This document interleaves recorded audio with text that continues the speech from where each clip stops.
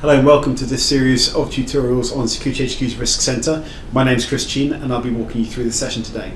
So today's session is going to be about the NIST 830 Risk Management Framework and that guidance on how to create and manage risks and how that translates across to SecurityHQ's Risk Center. What you can see in front of you is extracted from the NIST 830 Risk Management Framework, which is one of the fundamental concepts that we use as part of the Risk Center to evaluate risk. And this video is intended to just give you an overview of that overall process.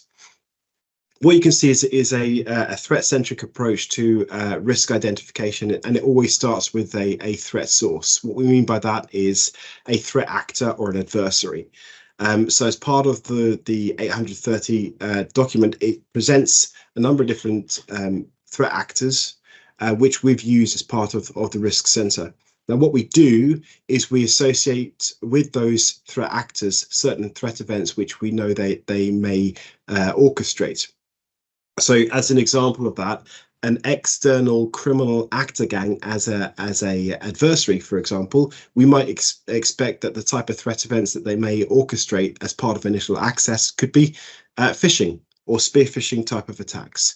But we know that criminal actor gang and the spear phishing or phishing type of attacks need to come together to form that sort of threat actor and threat event combination. We then need to look at the likelihood that they will occur, and then together with the likelihood of initiation, the likelihood that if it does occur, what is the chances that it will be successful. So in the context of phishing, for example, we know that the likelihood of phishing being initiated is quite high, but we may also expect that the likelihood that it will be a successful phishing attack may be reduced by certain countermeasures. So if you have an email security gateway, for example, that is working well, then the likelihood of success will be significantly reduced.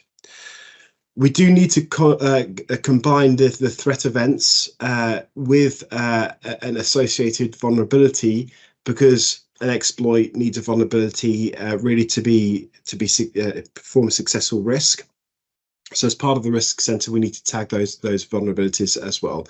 And vulnerabilities can be software vulnerabilities, so traditional CVE type vulnerabilities, or they may be misconfigurations or missing controls. For example, if you don't have a next generation email security gateway, that in itself is a vulnerability.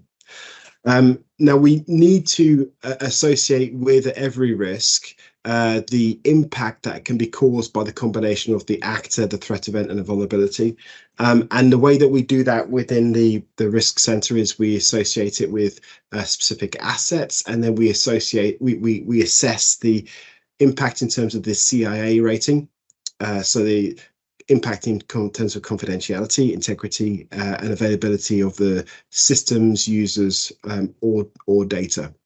So the Risk Center takes this threat-centric approach, and as part of the next few videos, we'll explain how we use this document further to further define the threat source, threat event, and vulnerabilities.